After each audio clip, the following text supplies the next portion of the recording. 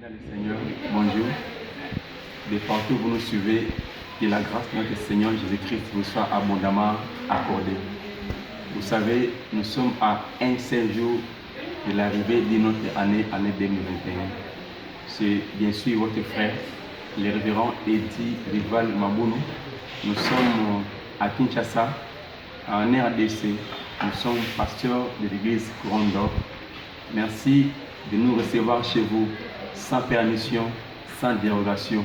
Voilà pourquoi il y a un message que Dieu nous a mis à cœur de vous véhiculer, lequel message s'intitule les bilans. Mais avant toute chose, j'aimerais vous demander de lire avec moi la parole de Dieu dans l'évangile selon Matthieu.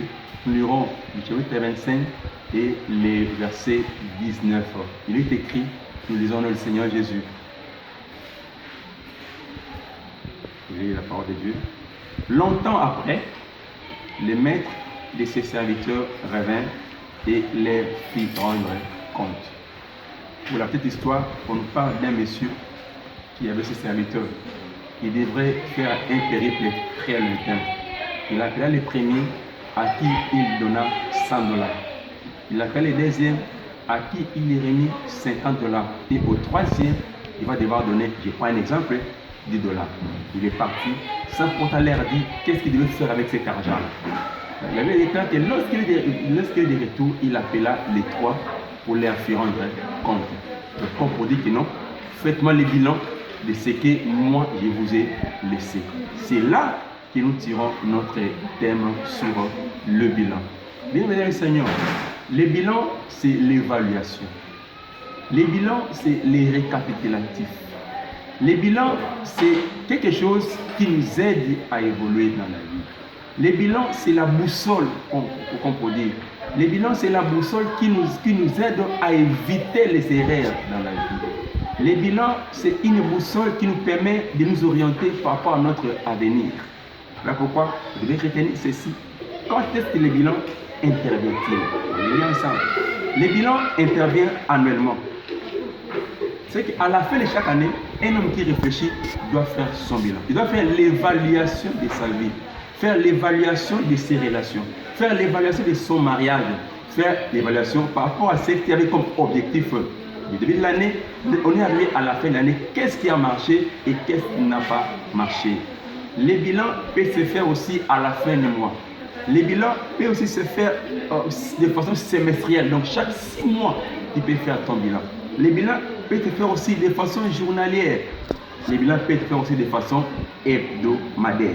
Je disais, les bilans, c'est quelque chose qui nous aide à comprendre par rapport à mes objectifs, d'où nous venons, d'où sommes-nous et où allons-nous. Ça, c'est l'important pour la valeur, la clé même du bilan. Oui, le bilan est une boussole, je voulais dire, qui nous aide dans notre marche. Le bilan, c'est la boussole qui nous évite les erreurs dans la vie par rapport à notre marche. Le bilan, chers amis, nous épargne des stagnations. C'est ce qu'il doit comprendre. Et qui doit faire le bilan? Tout le monde doit faire le bilan. Chacun dans son domaine doit faire le bilan. Chef de l'État, pasteur, fidèle, serviteur, politicien, donc tout le monde.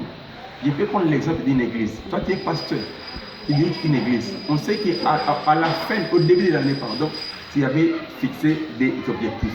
Mais lorsqu'on arrive à la fin de l'année, il est important que tu fasses le bilan, que tu fasses l'évaluation par rapport à tes objectifs, par rapport à tel projet. Qu'est-ce qui a marché et qu'est-ce qui n'a pas marché? C'est important. Toi, tu es fiancé, tu dois faire l'évaluation. Depuis que tu as ces messieurs, depuis que tu as cette fille-là, vous avez maintenant fait 2, 3, 4 ans. Il faut faire l'évaluation. Est-ce que j'évolue ou je n'évolue pas? Est-ce que j'ai acquis la maturité ou j'ai acquis l'infantilité? Un homme qui réfléchit, il est rare qu'il échoue dans la vie. Un homme qui ne réfléchit pas, il est comparable à un animal. Or, nous voulons dire que le bilan, si tu ne le fais pas, il te sera difficile d'évoluer, il te sera difficile de faire ce qu'on appelle l'introspection. Dieu vous bénisse. Le bilan, c'est encore quoi? Le bilan, c'est encore l'introspection. Oui. Le bilan, c'est la grande réflexion. Dans Luc 15, verset 17, on parle d'un enfant Cet enfant-là était quelque part avec son grand frère. Ils l'ont demandé à leur parents, papa, donne-nous notre part de l'héritage. Le père, après leur avoir donné le part de l'héritage, l'un est allé follement dépenser son argent. Après, il a commencé à manquer, il a peut-être tout dépensé. Mais après d'avoir réfléchi, la Bible dit, étant rentré en lui-même, il a fait ce qu'on appelle l'introspection. Donc, une profonde réflexion. Nous sommes arrivés du moment où nous sommes censés faire l'évaluation par rapport à notre vie. L'important, ce n'est pas de crier bonne année, on se réjouit, c'est bien. Mais ce qui est important, Dieu te pose la question, qu'as-tu fait de l'année 2020? Qu'as-tu fait de l'année 2020 avant de te réjouir de l'année 2021? Un homme qui réfléchit, c'est un homme qui évolue. Un homme qui réfléchit, c'est cet homme-là qui est appelé, n'est-ce pas, à évoluer dans la vie. Que Dieu soit loué. Tu dois réfléchir pour ta vie. Celui qui ne réfléchit pas, il est comparable à un animal. Ta conscience doit agir par rapport à ton âge. Oui. Par rapport à tes objectifs fixés au début de l'année, au début du mois, au début de la semaine, tu te dis, mais nous sommes arrivés à la fin de l'année. Tu vas à évoluer. Tu vas à évaluer en même temps. J'évalue mes relations avec les autres. J'évalue mes relations avec le Seigneur. Donc tu fais l'évaluation de ta vie par rapport à toi-même d'abord et par rapport aux autres afin de pouvoir tirer les conséquences qui s'imposent. C'est très important, chers amis. On évolue. Autre chose. Il est écrit dans la parole de Dieu, dans Genèse chapitre 1, verset 21, notre Dieu lui-même aussi avait fait son bilan. Et qu'on peut aussi le vérifier. Dieu qui est le premier d'entre nous tous, il a aussi fait son bilan. Qu'est-ce qu'il a remarqué, notre Dieu? Genèse 1, verset 31. Écoutez, je peux lire ça pour vous. Genèse 1, verset 31. Excusez-moi, il est écrit. Et voilà. Dieu vit tout ce qu'il avait fait. Et voici, cela était très bon. Ainsi, il y un soir et il y un matin, ce fit le 6e jour. Voilà. Le Créateur de toutes choses, notre Créateur a fait aussi son bilan. C'est Dieu qui m'a créé. C'est Dieu qui nous a tous créés a fait le bilan. À combien plus forte raison, nous qui sommes des humains, nous qui sommes des hommes qu'il a créés. Je veux dire quoi? Chaque homme sur terre doit faire son bilan. C'est très important.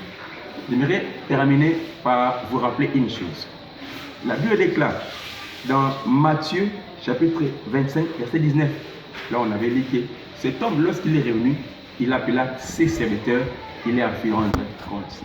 Retenez que chaque homme sur terre rendra compte à Dieu sur l'utilisation de nos talents.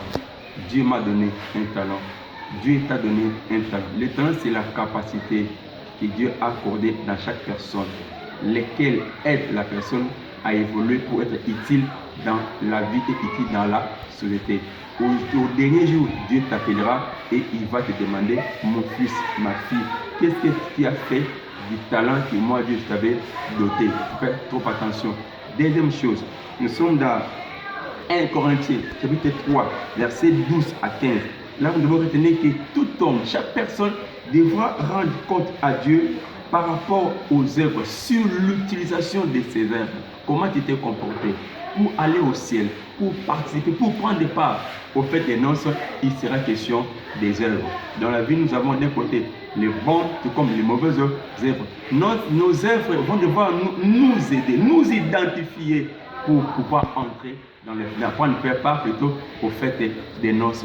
Quand nous marchons sur terre, notre comportement doit être conséquent pour ne pas être surpris un jour. Troisième chose, chaque homme devra rendre compte à Dieu sur les modes de vie menés. Matthieu 7, verset 33. Mode de vie mené. Comment tu te comportes? Comment tu t'habilles?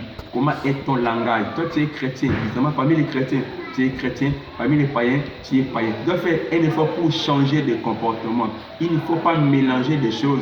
Soit on est pour Dieu ou on est pour les diables. Il faut éviter d'être ni foi, d'être ni je sais pas. Le dernier jour, Dieu nous demandera, mon fils, comment tu t'es comporté quand tu étais encore sur terre. Dieu aussi nous demandera des comptes sur la manière de conduire le brebis. Là, c'est plus pour les pasteurs, pour les dirigeants d'église, pour les chefs d'entreprise.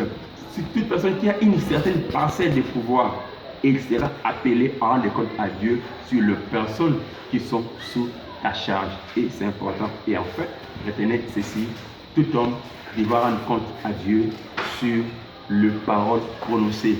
Dans Matthieu chapitre 12, verset 37 à 37, il est écrit qu'au dernier jour, chaque personne se rendra compte de toutes paroles vaines qu'ils auront proférées. Nos paroles peuvent nous tuer, nos paroles peuvent aussi nous donner la vie. Par la parole, on tue, par la parole, on redonne la vie, par la parole, on maudit, et par la parole aussi, on bénit. On doit faire trop attention par rapport à l'utilisation de ce qui sort de notre bouche, parce qu'un jour, Dieu nous demandera des comptes. C'est important. Comment alors faire le bilan? Comment faire son bilan? La première chose à faire, 1. Vous remerciez le Seigneur. Deuxième chose, tu écris dans un cahier les objectifs fixés. Quels sont mes objectifs que je me fixe pour cette année? Lesquels doivent avoir 3 rôles. Objectifs à court, à moyen et à long terme. Et tu écris tout ça sur un papier ou dans un cahier ou dans votre agenda. 3 choses. Troisième chose, tu commences à te dire, qu'est-ce que je me reproche? Oui, moi-même. Qu'est-ce que moi-même je me reproche? Tu peux tromper ton semblable. Tu peux tromper ton mari, ta femme, tes enfants, mais tu ne peux pas tromper ta conscience ainsi que ton Créateur. Qu'est-ce que tu te reproches? Tu écris. Qu'est-ce que les gens me reprochent? Qu'est-ce que les autres me reprochent? Et tu écris tout ça. Sur base de cela, tu vas remarquer que non, Dieu fait un effort de changer parce que beaucoup de gens me reprochent de ceci ou de cela. Ce sera un homme bien. Un homme qui fait le bilan, un homme qui fait l'évaluation, il lui est difficile d'échouer dans la vie. Et à part ça, tu te dis, en cette année qui se termine, en quoi est-ce que j'ai été fidèle? Si tu es chrétien, si tu es pasteur, si tu es chef d'entreprise, en quoi tu as été fidèle à Dieu? En termes de dîmes, en termes de foi, en termes de participation même au culte, en termes de soutien à l'œuvre de Dieu. Et tu écris tout ça. Et tu verras que nous, cela pourra t'aider pour pouvoir mener à bien, pour pouvoir fixer de nouveaux objectifs par rapport à l'année qui va devoir commencer. Un homme qui ne réfléchit pas ne va pas réussir. Tu dois te dire, je suis pasteur, comment je me comporte? Tu dois te dire, je suis pasteur ou je suis un pasteur? Comment j'avais payé les copies du Seigneur au cours de l'année? Tu vas te dire, je suis prophète ou je suis un profiteur. Tu dois éviter, toi prophète aussi, de fomenter, de créer des fautes prophéties pour tirer de l'argent aux fidèles. Ça n'honore pas le Seigneur. Tu es évangéliste, comment tu te comportes?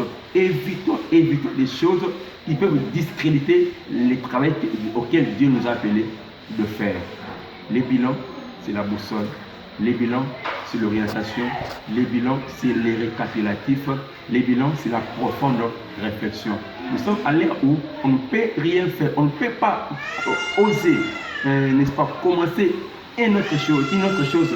On ne peut pas commencer un autre événement. On ne peut pas s'engager dans une autre affaire sans commencer d'abord par faire son bilan.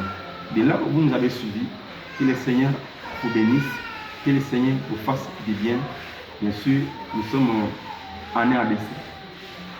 Notre numéro de contact c'est 243 9 98 19 74 23. Appelez-nous, veuillez nous contacter. Que le Seigneur vous bénisse au nom de Jésus-Christ. Amen.